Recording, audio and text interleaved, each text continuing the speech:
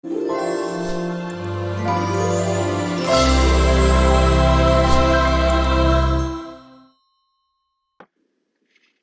muy buenas, bienvenidos a mi canal de documentario televisivo y hoy estamos aquí con una persona muy especial, con el padre Damián. ¿Qué tal, Damián? Muy buenas, ¿qué tal? Oye, muchísimas gracias por invitarme a tu canal y, bueno, por compartir este ratito.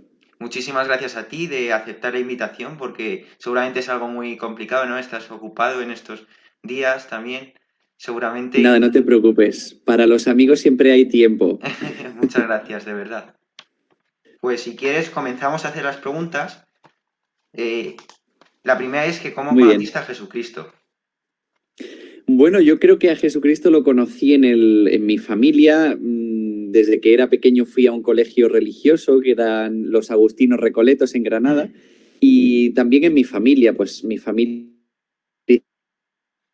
realmente practicante de ir los domingos a misa, etcétera. Antes de mi sacerdocio, después te cuento un poco más, ¿no? Pero ujú. sí que era una familia cristiana, de valores cristianos, y por tanto, si me preguntas así de manera muy general que cómo conocí a Jesús, pues yo creo que en el entorno de familia y también, por supuesto, en el cole. Mm, sí, sí, sí. Qué bonito, ¿no? Ir a estar ahí, de una infancia también preciosa. Una Sí, sin infancia. duda, o sea que yo creo que al final la fe donde más se transmite es en la familia y estoy Mm, convencido de que ese valor que la familia pues regala a los hijos, que es la fe por el bautismo, ¿no? Pues es un valor un maravilloso cuando uno regalo. ya lo va descubriendo de más mayor, ¿no? Mm. La siguiente pregunta es, ¿qué te llevó al sacerdocio? Bueno, el sacerdocio, esto ya es otro paso un poco más, más difícil, ¿no? Yo tenía más o menos 16 años, aunque ya he dicho antes que pues, yo era cristiano, pero no especialmente practicante. Pues a partir de los 16 años, mi hermana mayor se apuntó a un grupo de confirmación en un Ujú. santuario en Granada. Y al año siguiente, pues dije, bueno, pues como se ha apuntado Irene, que era mi hermana mayor, es mi hermana mayor, pues dije, bueno, pues voy yo también. Y fuimos los otros dos hermanos que quedábamos, mi hermana pequeña, Marian, y yo. Y nos apuntamos al año siguiente. Pues más bien fue por inercia, ¿no? Y porque íbamos a conocer a otra gente que se apuntaba de otros colegios y bueno, allí que fuimos. Y a partir de ese momento, pues conocí a la iglesia desde dentro, que siempre la había conocido. Bueno, ya te digo que había ido a un cole religioso y que mi familia era pues cristiana y soy de Andalucía, o sea que las procesiones en Semana Mm, Santa estaban muy, muy presentes y todo eso, pero desde dentro yo no había tenido experiencia de iglesia, experiencia de fe, ¿no? Entonces, a partir de ese grupo, pues conocí a la iglesia desde dentro y me hizo como una pregunta muy fuerte, que era que a qué estaba diciendo no, ¿no? Normalmente cuando yo me alejaba un poquito de la iglesia era pues por todos los titulares que leía en la prensa o por las conversaciones entre los amigos y todas esas cosas, ¿no? Que yo descubrí ya desde dentro que no eran reales. Estaba diciendo no a un titular de prensa, pero no al Dios real que yo estaba descubriendo en ese momento, ¿no? O a una iglesia que yo creía que era solo de mayores y descubrí que estaba llena de jóvenes en aquel momento, ¿no? Por ejemplo. Es decir que, bueno, pues fue un paso muy interesante a partir de los 18, de los 16, estuve hablando 2 años con un sacerdote y a los 18 pues decidí dar el paso. Y todo eso en un contexto en el que yo antes me había preparado para ser actor o cantante. Es decir de verdad. que sí que fue muy chocante, ¿no? Porque fue también un cambio de planes justo al terminar segundo de bachillerato y bueno, ahí estamos. Qué bien. Claro, porque tú tenías al principio vocación de cantante, ¿no es así? Y luego Dios te llamó en esa llamada a los 16 años. Te dio Eso esa es más o llamada. menos cuando desde pequeño siempre he cantado. Mi abuela es cantadora de flamenco en Andalucía y yo la acompañaba desde muy pequeñito. Vamos, cantaba con ella ya a los 4 años en el escenario y bueno, pues desde muy pequeño hacía teatro, música, Mm, pues fui al conservatorio, etcétera, ¿no? Y ya a los 16 fue cuando, con esta experiencia de iglesia desde dentro, a partir del grupo de confirmación, pues fui pensando en otra posibilidad, ¿no? Hasta que a los 18 sí, me decidí a cambiar los planes, pues porque había intuido que Dios llamaba, ¿no? Es decir, tenía una certeza en el corazón que no era mía, Hmm, no era mía, ni mi propio deseo de ser cura, sino más bien, pues eso, una certeza interior, externa también, ¿no? Lo que llamamos la llamada, que me hacía sentir que si decía no, algo me iba a faltar en la vida. hmm. Qué bonito, ¿no? Cuando Dios te llama, Dios llama a cada uno y la Eso aceptamos. es totalmente a cada uno según su vocación y es precioso que cada uno pues pueda también preguntarle a Dios, oye, ¿qué quieres de mí? Con total confianza. Y yo creo que al final esas son las personas que viven después con éxito, Hmm, porque se han entregado a una vocación y no solo a una idea de trabajo o a una idea bonita que les atraiga, sino realmente a una vocación de vida. hmm. Sí, sí, sí. ¿Y qué te dijo tu familia al enterarse de tu vocación real? Bueno, esto es muy interesante porque mi familia al principio se enfadó muchísimo, mucho. Normalmente cuando un hijo les dice que va a ser cura, pues depende de la familia y si es una familia pues a lo mejor muy religiosa, muy también practicante, ¿no? De ir a misa y demás, pues a lo mejor no les sorprende tanto, pero en mi caso, por eso lo decía al principio, que era una familia cristiana, pero no especialmente religiosa y les sorprendió mucho y bueno, el enfado fue muy grande, muy grande. En familia hubo una bronca tremenda, me dijeron pues al principio, ¿y quién te come la cabeza? ¿No? Porque pues no eran capaces de entender que toda la vida orientado hacia el arte y la música y de repente pues hubiese tenido esa experiencia, ¿no? Pero hay que decir que después, pues viendo también mi propia vocación, y desde dentro ellos pues también sean, bueno, por supuesto que tengo su apoyo y actualmente yo creo que son pues muchísimo más religiosos de lo que eran al Hmm, principio. qué bueno. Sí, qué bonito, ¿no? Cuando una persona ve y cambia, ¿no? En su interior también. Tiene un cambio interior. Sí, eso es. Yo creo que al final los cambios son necesarios y son buenos y son para bien. Claro, Y bueno, en mi caso yo qué lo he bien. vivido así. ¿Y te has arrepentido alguna vez de tu decisión de sacerdote? No, llevo ya bastantes años, pues tengo 34 años y entré a los 18, aunque me ordené sacerdote en 2013 con 26 años. Y la verdad es que no he tenido una crisis grande de fe. Siempre hay dudas, siempre hay preguntas y esto Hmm, es normal, pero en mi vocación y en cualquier otra vocación, ¿no? Y siempre hay cuestiones que a lo mejor inquietan un poco en algún momento determinado, pero nunca ha sido una duda de arrepentimiento, no, en ningún caso. Al hmm, contrario, me siento muy realizado y muy feliz también. hmm. Qué bien. ¿Y estás de acuerdo 100% con la doctrina de la Iglesia? Bueno, es una pregunta muy interesante.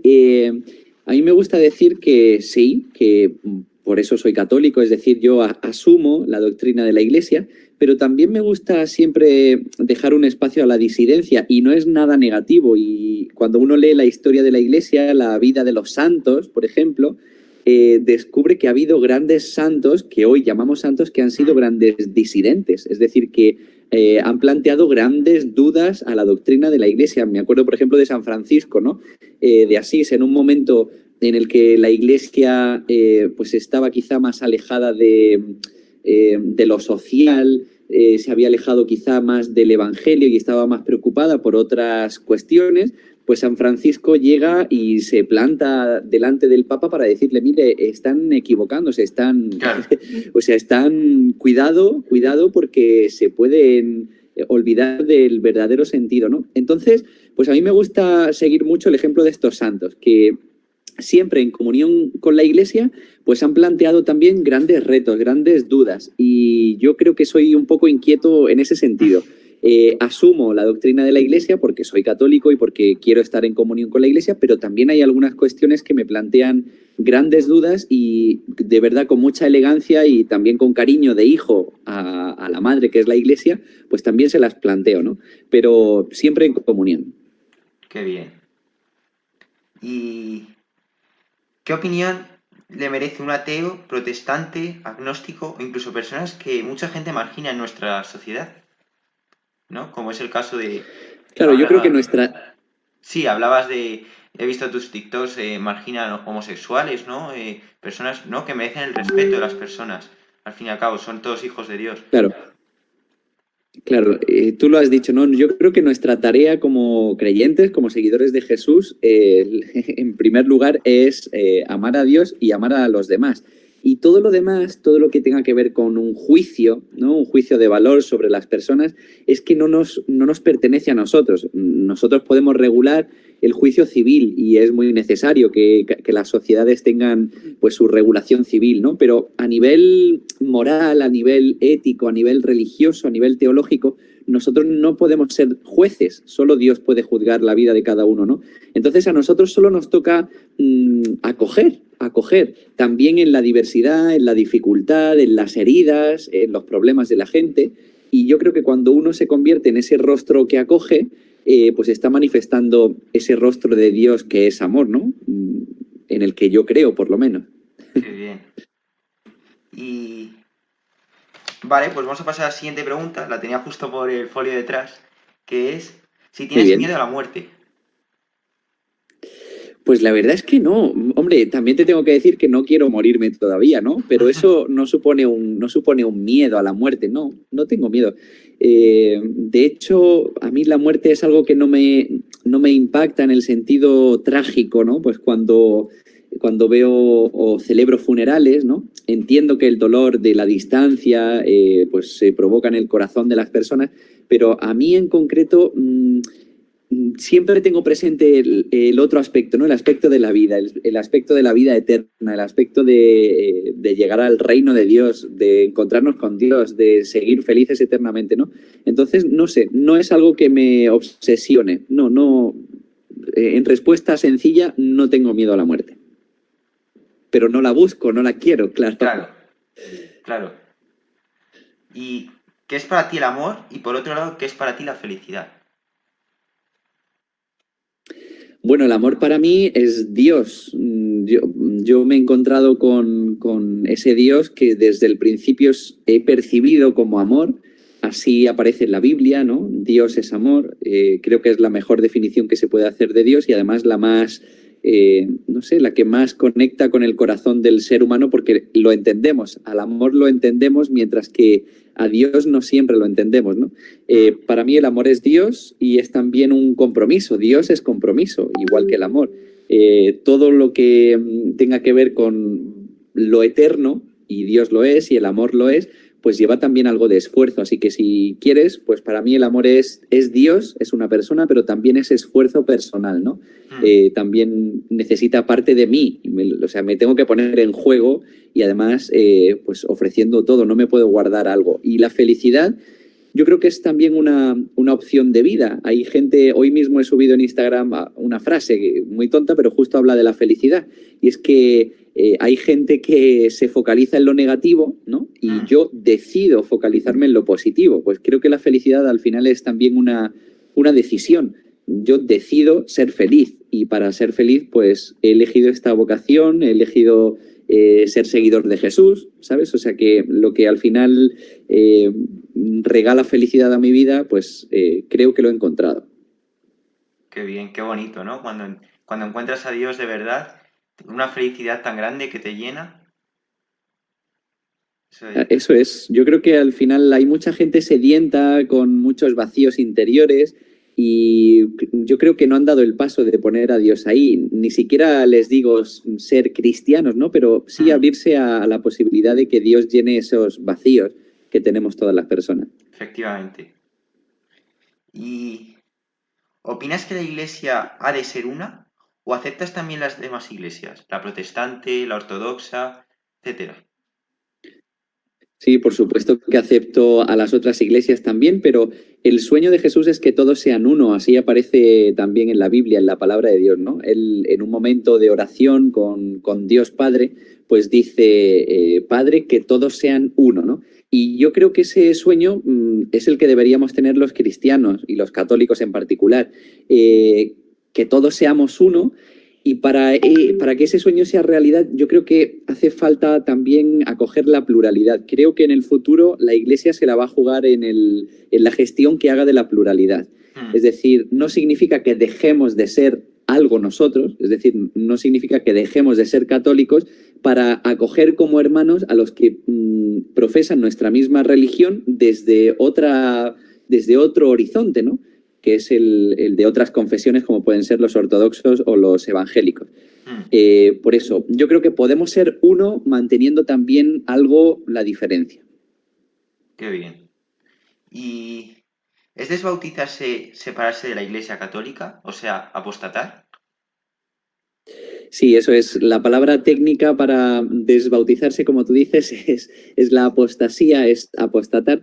Y sí, la persona que decide apostatar, pues decide alejarse de la Iglesia, lo cual no significa que el bautismo deje de surtir efecto, porque el bautismo se recibe de una vez para siempre y es eterno, es igual que mi vocación como sacerdote o el amor en el matrimonio, ¿no? Es decir, es una opción eterna. Y el bautismo también lo es un don y Dios no te regala una cosa ahora y te la quita cuando tú te arrepientes, ¿no? Dios algo que regala no lo retira. Y por eso el bautismo no se puede retirar nunca en la vida y lo que hace la apostasía es que simplemente pues, se notifica que esa persona no asume el regalo de la fe, no asume el regalo del bautismo, ¿no? Y se borra del archivo parroquial, ¿vale? O al menos se notifica en el margen que esa persona ha apostatado, pero lo que es el sacramento no se puede borrar del corazón. Claro. Eso sucedió una vez en la vida y es para siempre. Y la última pregunta es, ¿quién es Dios para ti? Bueno, pues Dios para mí, ya te he respondido casi con la pregunta del amor, ¿no? Dios para mí es amor sobre todo, pero también es persona. Me gusta mucho decir esto en misa, en las homilías, en la misa de jóvenes y demás, que Dios es persona, Dios no es algo. Porque hay mucha gente que dice, bueno, yo creo en algo. Bueno, pues yo no creo en algo, yo creo en alguien con quien puedo dialogar, a quien puedo escuchar interiormente, ¿no? Con quien puedo también proyectar mi futuro, preguntar y estas cosas. Por tanto, creo que Dios es amor, pero que además es un amor personal, es alguien que entiende de humanidad, ¿no? Por eso hemos celebrado hace poquito la Navidad y justamente pues creo que manifiesta mucho lo que Dios es. Dios es persona porque ha querido también encarnarse en el mundo. Pues qué bonitas las respuestas que nos has dado, Damián. La verdad es que me han encantado a mí, seguro Nada. que a mucha gente les va a gustar ahora cuando vean mi canal. Y bueno, Me alegro mucho. muchísimas gracias por pasarte por aquí, Damián, de verdad. Nada, muchísimas gracias a ti por la invitación y también por ser un joven valiente, ¿no? Que no tiene miedo a plantear estas preguntas en medio del mundo que pues últimamente quizá no se las hace tan a fondo. Así que muchas gracias a ti. Muchas gracias, Damián. Yo pretendo de que la gente reflexione con estas preguntas y bueno, y poner mi trocito de arena para, mi granito de arena, ¿no? Para que la gente se convierta también. Muy bien, pues seguro que algo tocas el corazón de la gente. Muchas gracias, Damián. Un abrazo, hasta luego. Hasta luego.